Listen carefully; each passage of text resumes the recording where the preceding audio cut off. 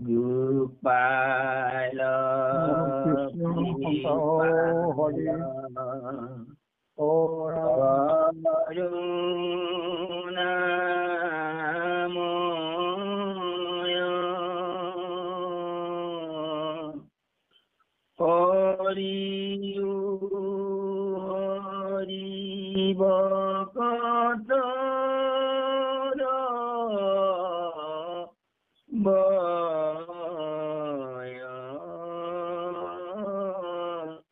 গোপাল কৃপাল কয় নাময়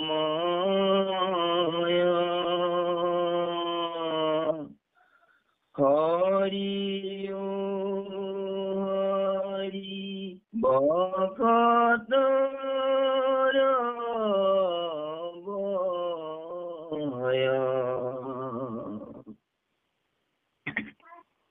কৃষ্ণপদ কহন্ত নিপতিত কমুনি রামকৃষ্ণয়ে মল্ল যুদ্ধ দুন্দুবি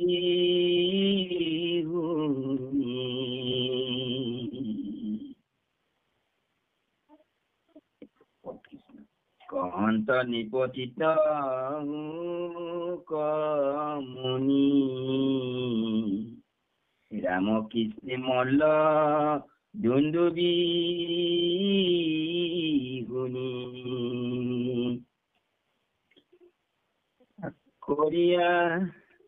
করিয়া হৌস বৈলাকাশ পার শুনিও আবে কেনে অর্থ তার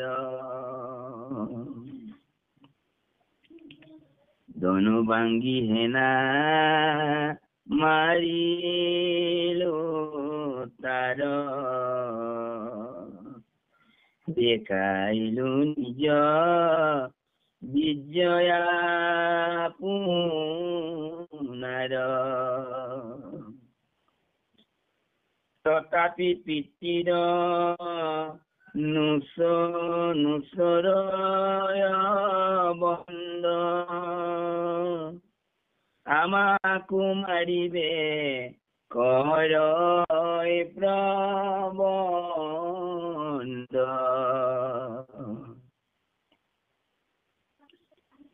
মমায় বদে আউৰ দুখ নাই এই বুলি লৰি গৈলা দুবাই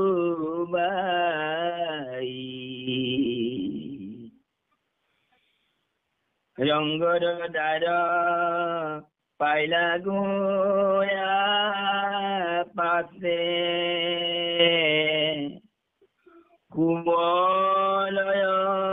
কুবলয়া পীৰ বাটতে আছে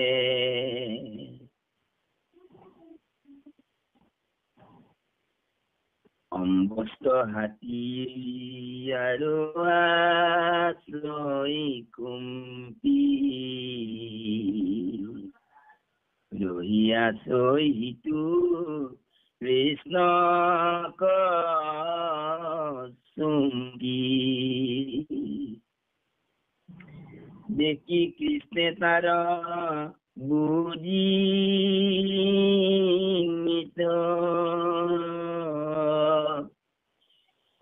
মেলাইলন্ত পিত বস্ত্রকটিত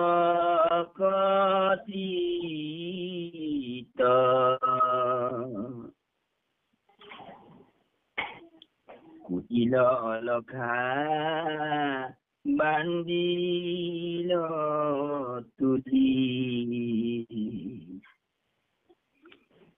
মাতিলা হুনরে অম্বস্ত বুলি যাই পুরঙ্গহালা হতর করি পত সারি দেহ ঐর অন্তরি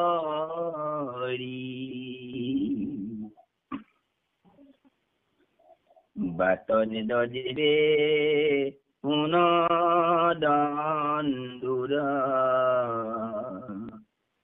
কুঞ্জর হমে নিবুজ পুর হেন মুনি পাশে অম্বরাগী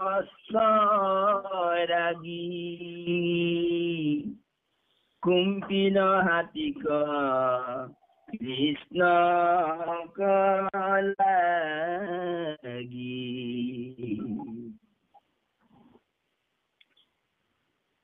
দয়া গইল হস্তি কালান্ত প্রায় ধরিল কৃষ্ণক কুন্দে মেহাই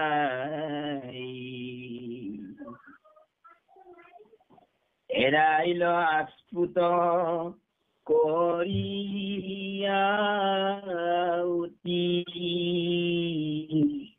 মাতঙ্গক কৃষ্ণে মারিলা মুতি বৈর মাজতে লুকাইলা তার সুবিল কুঞ্জরে পায়া পহার নেদেখি তু পাই যেন লাগ হুঙ্গি হুঙ্গি পাইল কৃষ্ণ পলাগ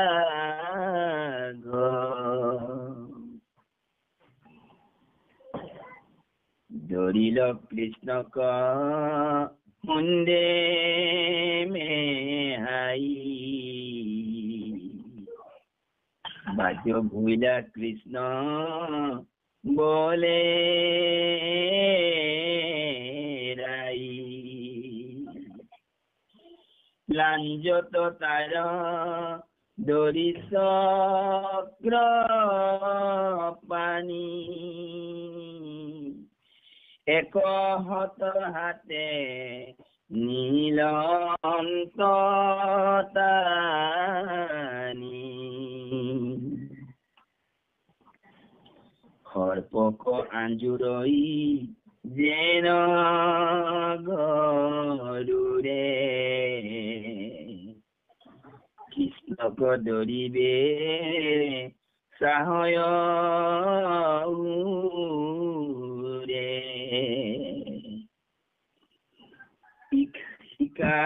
হিকাটি হুয়ন্তে যাই তানি নেন্ত কৃষ্ণে সমেদাই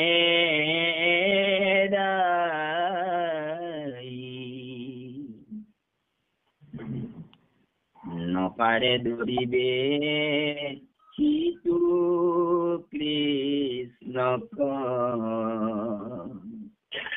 দিন দামুরিক কানে বালক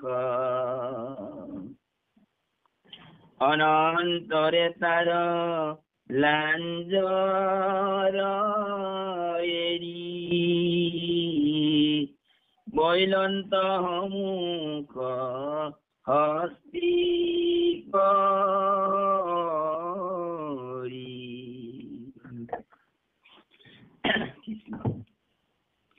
সাপর মারিয়া জান্ত রে দিনে হস্তি ঘূৰত ঘূৰে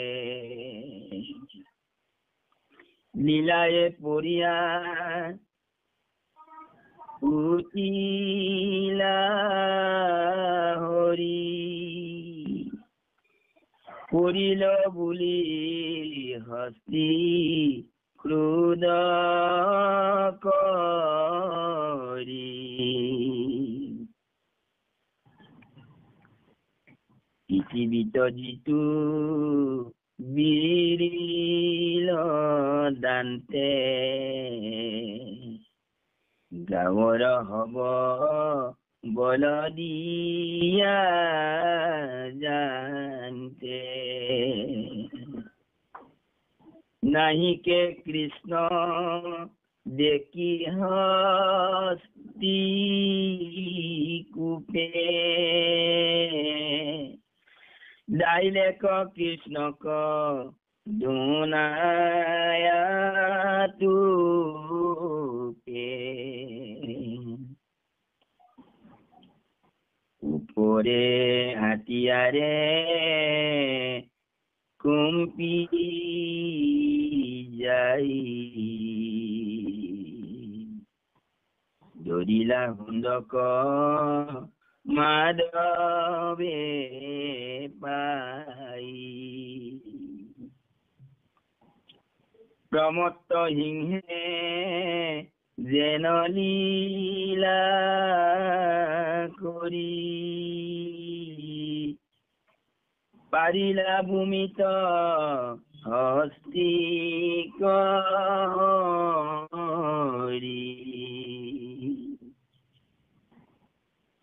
পাৱে তিৰি পাৱে বিৰিতাক কৰি আকান্ত লৈলন্ত উবাৰি হস্তিৰ দান্ত হস্তিয়াৰ দুই কুজ পাই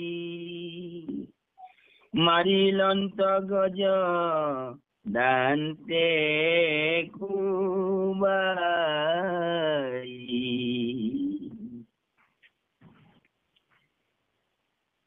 মৰা কুবলয়া পিৰি এৰি পিৰক এৰি মই মৰা কুবলয়া পিৰক এৰি কৰিলো ৰংগশালা ৰাম হৰি চৌপাকে গোপ গণে বেৰি জান্ত ডুবাইৰ কাণ্ডত হস্তিৰ দান্ত প্ৰকাশে কৃষ্ণৰ মুখ কমল দেখিয়া তাতে গৰ্ম বিন্দু জল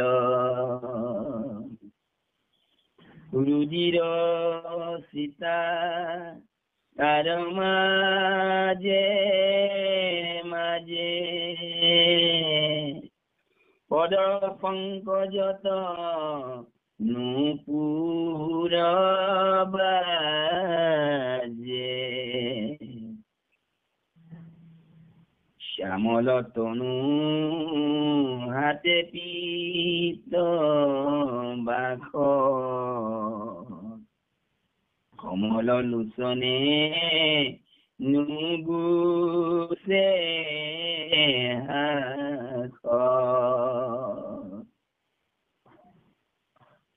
বুলিল সমাজে কৃষ্ণ কসাই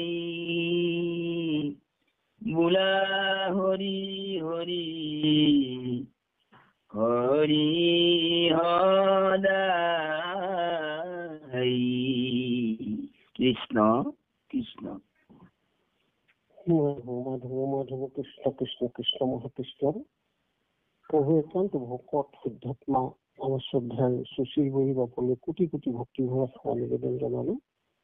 সজ্জন আপুনি ৰক্ষা কৰি ইমান সুন্দৰকৈ কীৰ্তন কৰি সকলোকে পৰমানন্দ প্ৰদান কৰিছে। আমাক শ্ৰৱণ কীৰ্তন ধৰ্ম পালন কৰাত আপুনি কৃপা কৰিছে। ঈশ্বৰে আপোনাক কৰোণা কৰক আৰু কৰোণা কৰক প্ৰভু। আমি আপোনাৰ চৰণলৈ ভক্তি ভৰা সেৱা নিবেদন জনাইছো। কৃষ্ণ কৃষ্ণ মহাকৃষ্ণ। আমি মহাধম মহাজ্ঞানী আমাৰ পুণ্যশ্লোক শ্ৰদ্ধাৰ পিতৃলৈ কোটি কোটি ভক্তি ভৰা সেৱা নিবেদন জনাইছো। দেউতাই আমাক আশীৰ্বাদ প্ৰদান কৰক। আমি কীৰ্তন জনাই আমাৰ সীমিত জ্ঞানে ঢুকি পোৱা কিছু কথা আলোচনা কৰিবৰ কাৰণে আগবাঢ়িছো। মাধৱ মাধৱ শ্ৰদ্ধাৰ বসন্ত ডেকা প্ৰভুজনালৈ কোটি কোটি ভক্তি ভৰা সেৱা নিবেদন জনাইছো। আপুনি আমাক আশীৰ্বাদ কৰিব। মাধৱ মাধৱ কৃষ্ণ মহাকৃষ্ণ। আমাৰ মনোজন বস্তুৱে ঘোষাৰ মাজেদি আমি সংসাৰৰ ভয় কেনেকৈ আমাৰ নিবাৰণ হ'ব আৰু ভগৱন্তৰ এই ভয় আমাক নিবাৰণ কৰে, তাৰ কাৰণে প্ৰভু চৰণত কেনেকৈ আমি সততে খাটিব লাগিব, প্ৰাৰ্থনা জনাই দিব লাগিব। গোপালক কৃপালক কৰুণাময় হৰিও হৰি ভকতৰ ভয়। আমি তোমাৰ দুখানি চৰণত অভয় চৰণত আমি শৰণে পঠিয়াই প্ৰভু। তোমাৰ আশ্ৰয়তে আমি সময় অতিক্ৰম কৰিছো। গতিকে ভৱসাগৰত আমি পৰি আছো। আধ্যাত্মিক আদি ভৌতিক আদি দুইবিধ কাষত আমি তাপিত। তাৰ কাৰণে যিবিলাক ভয় উৎপন্ন হয়, এই সকলোবিলাক ভয় তোমাৰ কটাক্ষতে নাইকিয়া হৈ যায়। এই কথাষাৰি আমি জানো। গতিকে সকলো বাদ দি তোমাৰ চৰণত আশ্ৰয় কৰিছো। গতিকে আমাক ভয় নিবাৰণ কৰা হৰিও হৰি ভকতৰ ভয়। গতিকে ভকতৰ ভয় আছে কৈতো মই বুলি ভকতৰ বুলি ভগৱান কৃষ্ণই নিজেও মুখৰ বাণীত কৈ থৈছে। ভকতৰ ভয় নাই। কাৰণ ভকতৰ ভয় হৰণ কৰে ভগৱন্তে। গতিকে আমি ভকত, আমাৰ গুৰুজনে নিজকে ভকত বুলি ক'ব পৰা হৈছে গুৰু শংকৰদেৱৰ লেখা ঘোষা। গতিকে আমিও কেতিয়া শকত হ'ম, যেতিয়া আমাৰ মুখত অবিৰাম অবিশ্ৰাম নিৰন্তৰে সততে সৰ্বখনতে প্ৰভুৰ নাম উচ্চাৰণ হৈ থাকিব পাৰে। কীৰ্তন ভকত, যাৰ মুখত নাম থাকে তেওঁকে ভকত বুলি কৈছে আমাৰ গুৰুজন আৰু প্ৰপন্ন শিষ্য মাধৱদেৱে। কলিত কীৰ্তনী কৰে ভকত। গতিকে আমিও নিজকে ভকত বুলি ক'ব পৰা শক্তি প্ৰভুৰ কৃপাতে লাভ কৰিব লাগিব। প্ৰভুৱে আমাক প্ৰসাদ প্ৰদান কৰিব লাগিব। তেতিয়াহে আমাৰ মুখত অবিৰাম অবিশ্ৰাম নিৰন্তৰে নাম ওলাব। আৰু যেতিয়া আমাৰ মুখত নাম ওলাই যাব, তেতিয়া আমি ভকতলৈ পৰিণত হ'ম আৰু আমাৰ সমস্ত ভয় ভগৱন্তই নিবাৰণ কৰিব। গুৰুজনৰ হয়তো প্ৰায় আশাৰে ঘোষা ৰচনা কৰি থৈ দিছে আমাৰ কাৰণে। মাধৱ মাধৱ বিপদৰ মাজেৰে গৈছে। অহন্ত নিপতি সকমণি ৰামকৃষ্ণ মল্ল দিল্লী ধৰি। ইতিমধ্যে মল্ল যুদ্ধ য'ত হ'ব ৰংঘৰত দুন্দুভি বাজিছে আৰু ভগৱান কৃষ্ণ আৰু বলোৰাই ৰাতিপুৱা শৌচ হৈ কাছপাৰ সাজি পাৰি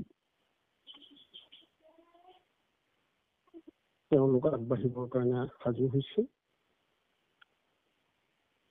ধনু ভাঙি নিচিনা মাৰিলো তাৰ, দেখাইলো নিজৰ বিদ্য আপোনাৰ।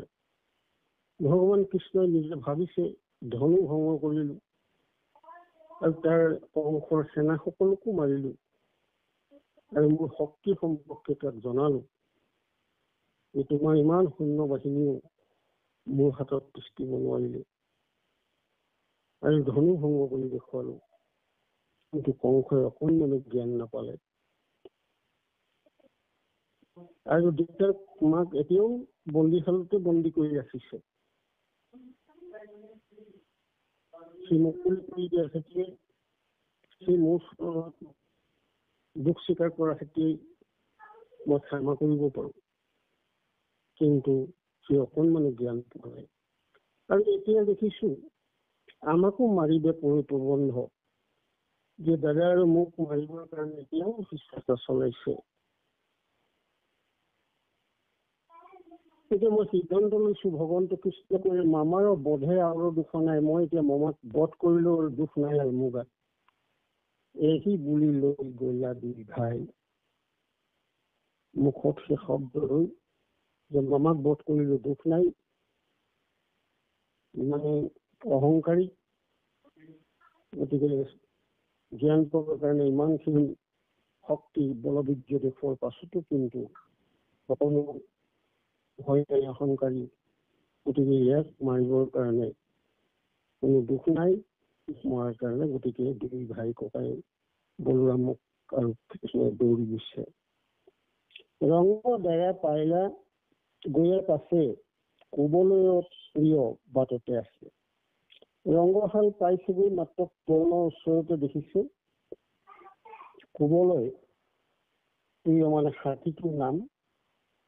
গতিকে হাতী এটা আছে বাটতে, আৰু অম্বস্থ হাতী আৰু আছে খুম্পি, মাহটো আছে, মাহটোৰ নাম কৈছো অম্বস্থ। বহি আছই সিটো কৃষ্ণ কচুম্পি, যে কৃষ্ণ কেতিয়া আহিব, কৃষ্ণ অহাৰ লগে লগে আক্ৰমণ কৰি এনেধৰণে তেওঁলোকে চলতি আছে।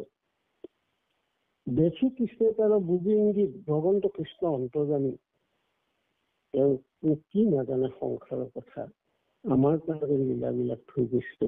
সেই হাতীটো সিহঁতে কৃষ্ণ আছে, মাওতো সিহঁতো কৃষ্ণ আছে, কিন্তু আমি এইবিলাককে কীৰ্তন কৰি শ্ৰৱণ কৰি পৰম আনন্দৰে সময় দিনবিলাক অতিবাহিত কৰিব পৰাকৈ তেওঁ ইয়াত ভগৱন্ত কৃষ্ণ ভকতৰ কাৰণে লীলা কৰি থৈ গ'ল। সেই লীলাবিলাককে আমি আলোচনা কৰি আছো। তথাপিতো কাহিনী এটাই, ভগৱান কৃষ্ণই সেই লীলাবিলাক তেনেকৈ আমাৰ গুৰুজনে আমাৰ মাজলৈ আনি দিছে। এতিয়া কি কৰিলে,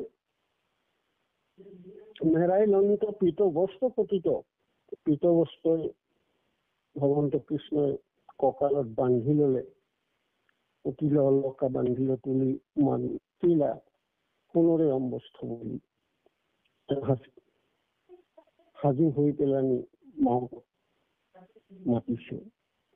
যাইবোৰ ৰংগ সত্তৰ কৰি পথচাৰী দেশ অন্তৰী, যে আমি ৰংঘৰলৈ আহিছো,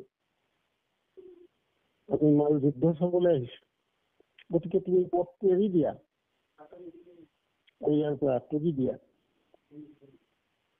ভগৱন্ত কৃষ্ণই নিজৰ কৰ্তব্যখিনি কৰি উঠে। বাট নেদে যেবে সোণৰ মন্দিৰ,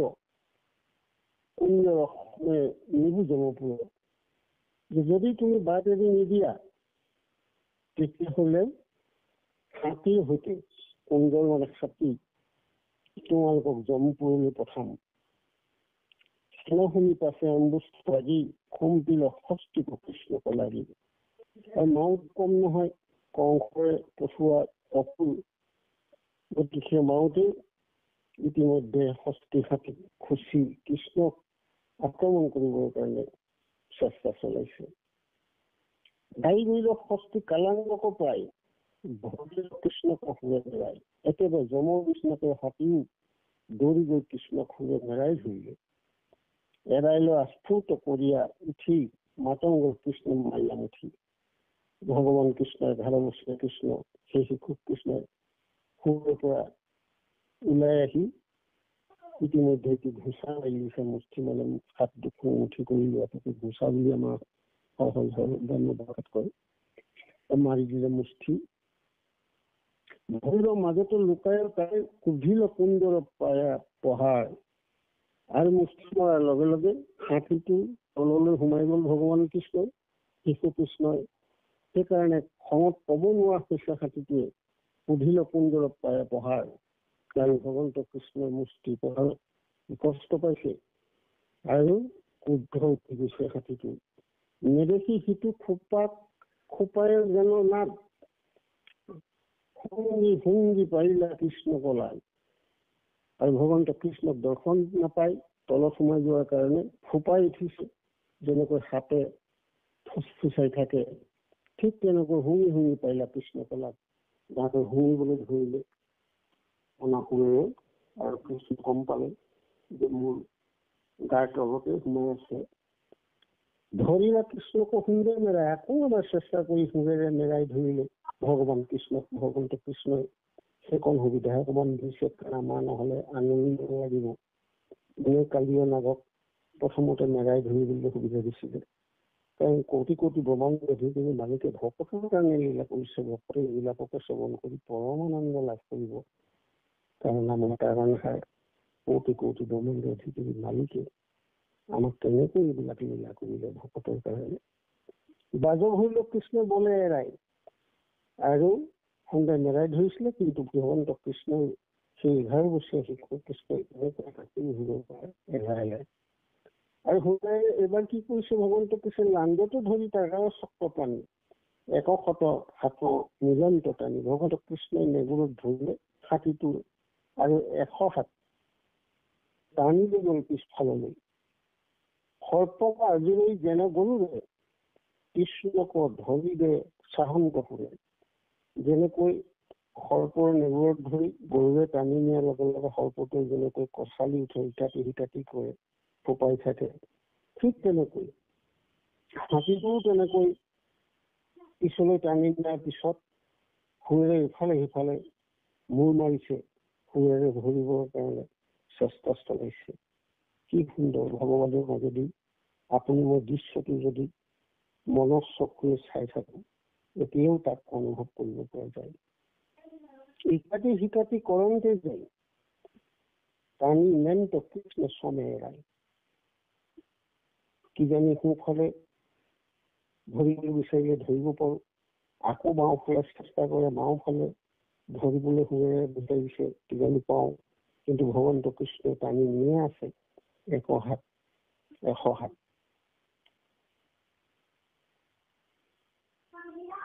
কৃষ্ণ কৃষ্ণ মহাকৃষ্ণ নপাৰে ধৰিলে সিটো কৃষ্ণক, যেন দামৰি কটা নেবালক। ধৰিব নপাৰে হাতীয়ে, আৰু কৃষ্ণই টানি নিয়ে আছে। আৰু উদাহৰণ এটা দেখুৱাইছে আমাক, ভগৱানৰ মাজেদি বুজি পাব বুলি ভাবি গুৰুজন বস্তুৱে এটা অকণমানি লৰাই যেনেকৈ এটা অকণমানি কেঁচুৱা দামৰি পোৱালি নেগুৰত ধৰি টানে, ঠিক তেনেকুৱা নিচিনা লাগিছে দৃশ্যটো। অনন্তৰে তাৰ লাণ্ড কৰি ভগৱন্তই এইবাৰ তাৰ নেগুৰ এৰি দিলে। ভৈৰৱন্ত সমুখ সস্তুক কৰি এইবাৰ সমুখ হাতীটো চাপৰ মাৰিয়া যন্ত্ৰ লৱৰে খেদি নন্ত হস্তি গুৰে। এইবাৰ এটা চাপৰ মাৰিলে ভগৱান কৃষ্ণই, আৰু তাকে দেখি হাতীটো খেদি লৈ গল। বিলাই পৰিয়া উঠিল হৰি, ভগৱন্ত কৃষ্ণই যাওঁতে পৰি গল, আৰু পৰাৰ লগে লগে ভগৱন্ত কৃষ্ণ পুনৰ উঠিলে, আৰু হাতীটোৱে ভাবিলে পৰিব বুলি শক্তি ক্ৰোধ কৰি এইবাৰ হাতীটোৱে কৃষ্ণ পৰি গল বুলি ভাবি ক্ৰোধ কৰি পৃথিৱীৰ ৰক্ষিটো ভিৰিলে জানতে, গাঁৱৰ হব বল দিয়ে জানতে। দুইটা গাত কৃষ্ণ আছে বুলি ভাবি পৃথিৱীত তাক লগাই সমস্ত সৰ্বশক্তি প্ৰদান কৰিলে, আৰু পৃথিৱীত সোমাই দিছে দাঁত দুটা। নাসিকা কৃষ্ণ দেখি হস্তি কোপে, ধৰিলে কৃষ্ণ পদুনাই টোপে। যেতিয়া দেখিলে দাঁতকেইটা সোমাই দিয়াৰ পিছত তাত কৃষ্ণ নাই, আকৌ উঠিলে কৃষ্ণক ধৰিবৰ কাৰণে খং কৰি আগবাঢ়ি গৈছে। ওপৰে হাতী যাৰে খুম্পি যায়, ধৰিল সুন্দৰটো মাধৱে পায়। এইবাৰ কিন্তু ভগৱান কৃষ্ণই দেৰি কৰা নাই। যেতিয়া হাতীয়ে পুনৰ খেদি অহা দেখি ভগৱন্ত কৃষ্ণ এইবাৰ সুৰতে ধৰিলে। আমি আচৰিত যেন লাগিব এটা 11 বছৰীয়া লৰাই ইমান বলৱন্ত হাতী, মানে তেওঁ ভগৱান নহলেতো কোনেও নোৱাৰে, তেওঁ যে ভগৱান তাকে প্ৰমাণ। এইবাৰ সুৰত ধৰি ললে ভগৱন্ত কৃষ্ণই। উদাহৰণ এটা দিছে, প্ৰমুখ সিংহে জানলীলা কৰি পাৰিলা হস্ত ভূমিত হৰি, এজন প্ৰমত্ত সিংহ ভগৱান কৃষ্ণ সিংহৰ লগত যাইছে আৰু হাতী ভূমিত পেলাই ললে ঘৰত ধৰি পাৱে ভিৰি তাৰ পৰিল আক্ৰান্ত ললন্ত উভয় হস্তিৰ দান্ত ভগৱন্ত কৃষ্ণই তাক পেলাই লৈ ভৰি দি তাৰ গাত ভৰি টানি দিলে। এটা হাতীৰ দাঁত উঘালি দিয়াটো কিমান শক্তিৰ প্ৰয়োজন হব, তেওঁ কোটি কোটি ব্ৰহ্মাণ্ড অধিকাৰী নহলেনো পাৰে নে? এটা দাঁত উঘালি আনিছে। মাধৱ মাধৱ কৃষ্ণ কৃষ্ণ তোমাৰ কি কৃপাটো হওক, ভকতৰ কৃপাত তুমি লীলা কৰিছা। হস্তি হস্তি আৰু দুই কোণ পায়, হাতীকো মাৰিলে মাউতকো ধৰিলে দুই জপাই, মাৰিলে অন্ত গজদন্তে কোবাই। হাতী দাঁতটোক উঘালি লৈ হাতীটোকো মাৰি পেলালে আৰু মাউতটোকো মাৰি পেলালে। মৰা কোবলৈ পিৰাকো এৰি পৰিলে ৰং পখিলে ৰং গছালে ৰাম কৰি। এই হাতী তাতে এৰিলে আৰু দুইটা দাঁত উঘালি লৈ এটা গা বলৰামক দিলে আৰু এটা নিজে হাতৰ লগে তুলিকক কান্ধত। চৌপাশে গোপ বনে বেৰি জান্ত, দুভাইৰো কান্ধত হস্তিৰ ৰান্ত। কিমান ধুনীয়া লাগিছে। দুটা বিশাল হাতী, জমকাই হাতী, দাঁত কিমান দীঘল হব। আমি আজিকালি হাতী দাঁতকেইটা দেখিলে কেনেকুৱা লাগে, কিন্তু আপৰ যুগৰ হাতী কিমান ডাঙৰ। দুইটা দাঁত কান্ধত তুলি লৈ দুইটি 11-12 বছৰীয়া শিশু আগবাঢ়ি গৈছে ৰংঘালৈ। দৃশ্যটো কিমান ধুনীয়া লাগিছে চাবলৈ। প্ৰকাশে কৃষ্ণৰ মুখ কোমল, আমাৰ গুৰুজনে আৰু তাক সুন্দৰ সজাইছে। কিমান ধুনীয়া লাগিছে ভগৱন্তৰ মুখখন দেখিবলৈ। দেখি তাতে ঘৰ্ম বিন্দু জল, মাজে মাজে ঘামো ওলাইছে, বিন্দু জল বান্ধিছে। ৰুধিৰ চিতা তাৰ মাজে মাজে হাতীটোক মাৰোতে তাৰ পাছ তেজৰ চিটিকণিবিলাক দেহত পৰিছিলে, মুখত পৰিছিলে। সেই চিকমিকাই উঠিছে। পদ পংকজত নুপুৰ বাৰে ভগৱন্ত কৃষ্ণৰ পদ পংকজত নুপুৰ পিন্ধিছিলে। ঝুনুক ঝুনুক ঝুনুক ঝুনুক কৰি বাজি গৈছে ভগৱন্তৰ ৰংগশালাত প্ৰৱেশ। শ্যামল তনু তাতে পিতবাস, শ্যাম বৰণীয়া তেওঁ, তাতে পিত্তবাস তেওঁ লৈ আছে। কমল লোচনৰ নুগুচে শাখ, আমাৰ কোটি কোটি ব্ৰহ্মাণ্ডৰ অধিকাৰী মালিকজনৰ মুখত কোনো সময়তে হাঁহি নুগুচে। কাৰণ তেওঁ হাঁহিবই, কাৰণ তেওঁহে বিনোদ বিৰাট। এই সংসাৰ ধোবানো কোন, সকলো ইয়াতে সমস্ত ভূততে আছো মহৰি। অকমানি বিষ্ণু বুদ্ধি কৰি সেই ধোবাটোকো মাৰিলে, অৰ্থাৎ কৃষ্ণই কৃষ্ণকে মাৰিছে। কোবলৈ নামৰ হাতীটোকো মাৰিছে, কৃষ্ণই কৃষ্ণকে মাৰিছে। আৰু মাউতটোকো মাৰিছে, কৃষ্ণই কৃষ্ণকে মাৰিছে। মাউতনো কোন, তেওঁৱে। হাতীটোনো কোন, তেওঁৱে। সেইকাৰণে তেওঁ কৈছে সমস্ত ভূততে আছো মই। কাৰণ চোৰটো বেটাটো দৃষ্টি আপত্তি, আনকি বালিচা শিকিৰ পৰা গজহস্ত শিকি অবাৰসীয়াতে মই আছো। তেওঁৰ লীলা, তেওঁ আমাৰ ভকতৰ কাৰণে, ভকতৰ আনন্দ লাভৰ কাৰণে, ভকতে সংসাৰৰ সময় অতিক্ৰম কৰিবৰ কাৰণে এই লীলাবিলাক কৰি আমাক তেওঁ নিজে গুৰু হিচাপে আহি লিপিবদ্ধ কৰি আমাৰ মাজলৈ থৈ গল এই কীৰ্তন পুথি। গতিকে আমাৰ সমান ভাগ্যৱানৰ কোনো আছে? আমি এইবিলাকক শ্ৰৱণ কৰি পৰম আনন্দৰে সময়বিলাক অতিক্ৰম কৰিব লাগিব। আমাৰ মূল বস্তুটো হৈছে নাম। মনেৰে আমি নাম জপ কৰি থাকিব লাগিব 24 ঘণ্টা। এক নিমিষলৈ যেন নাম নাপাহৰো। যদি এক নিমিষলৈ নাম পাহৰি যাওঁ, যদি ব্ৰহ্মাণ্ড ঐশ্বৰ্য দিন বুলি কোনোবাই কয়, তাকো আমি ঠুকৰাব লাগিব। আমাক তাৰ প্ৰতি আমাৰ স্পৃহা নাই। আমি মহাবহু সুখ ভোগ নালাগে মোৰ প্ৰতি, জনমে জনমে সুখ কৃষ্ণত ভকতি। আমি মাত্ৰ কথাহে কৈছো, কিন্তু আমাক প্ৰতিটো ক্ষণতে এই সংসাৰৰ মায়ে বস্তুবিলাক লাগে। গতিকে প্ৰভুৰ চৰণতে আমি প্ৰাৰ্থনা জনাব লাগিব। প্ৰভুৱে সংসাৰৰ সকলো বস্তুৱে মাজতে আমি আছো, কিন্তু মোক এক বস্তুৰ প্ৰতি যেন স্পৃহা বাঢ়ে। তোমাৰ চৰণক মোৰ এই কাম্য প্ৰাৰ্থনা, তোমাৰ নাম বস্তু কেৱল মাত্ৰ বহিমুখ মনমুখে মই নাম জপ কৰি থাকিব পাৰো। মোক একো কৰোণা কৰা প্ৰভু। প্ৰতিটো ক্ষণতে যেতিয়া ভগৱন্তৰ চৰণত এনেধৰণে প্ৰাৰ্থনা জনাই থাকিম, এদিন দুদিন বছৰ বছৰ ধৰি প্ৰাৰ্থনা জনাই থাকিম, প্ৰভু এদিন কৃপালু কৰোণা সাগৰ তেওঁ আমাক প্ৰসাদ প্ৰদান কৰিব। আৰু সেই প্ৰসাদ লৈ আমি জীৱনটোত মুক্ত হৈ যাম। গতিকে আমাক গুৰুজনে ক'লে, তোমালোকে নাম নিদিবা, নামেৰেহে তোমালোকৰ 7টা কাৰ্য সিদ্ধি কৰিব। এতিয়া কি সুন্দৰকৈ তেওঁ ভুগিল সমাজে কৃষ্ণক পাই বোলা হৰি হৰি হৰি সদায়।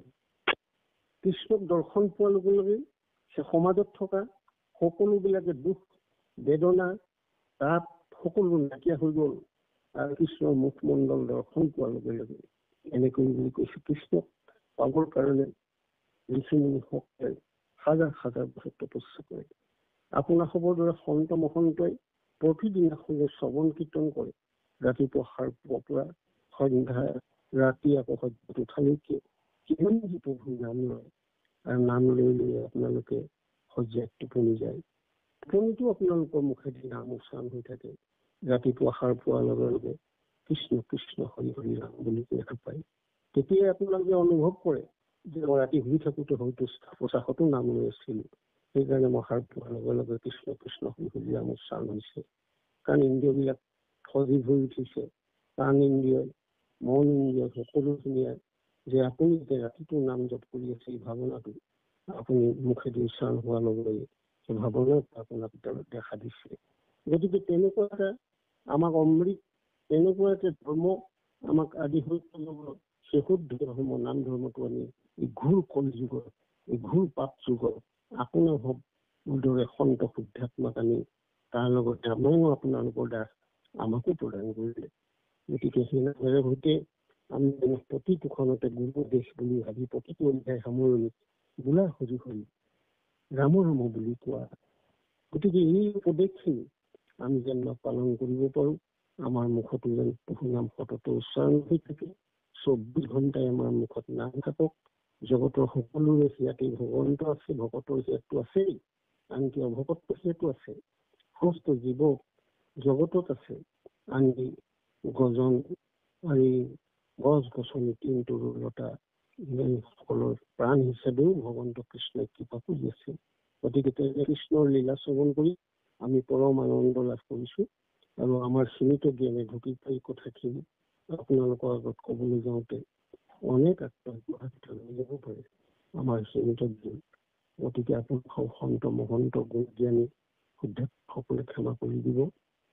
মাধৱ ভক্তিখিনি আঁঠি গোহাৰি জনাই আৰু সকলো অপৰাধৰ আমি আপোনালোকক ক্ষমা কৰিলেহে আমাক গুৰুৱে ক্ষমা কৰিব। তাকে আপোনালোকৰ চৰণলৈ সেৱা ধৰিছোঁ। অপৰাধ দিনে ৰাতি কলময় মহাময় সজা আমি প্ৰভূত বিশ্বাসে মানে জগবাক্ষিণ পশ্চিম দুহুদন খেমিন পশ্চিম দুহুদন কৃষ্ণ কৃষ্ণ মহাকৃষ্ণ আমাৰ সঠিক বান্ধৱ বৈ বাপক বুহাৰি যাবৰ কাৰণে সেৱা ধৰিছোঁ। মহাকৃষ্ণ কৃষ্ণ কৃষ্ণ কৃষ্ণ। শ্যামল তনু তাতে পীত বাখ কমল লোচনে নুগুচে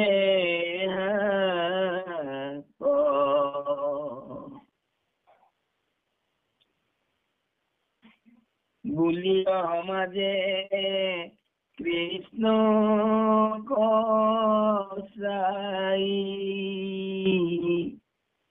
বোলা হৰি হৰি হৰি হদাই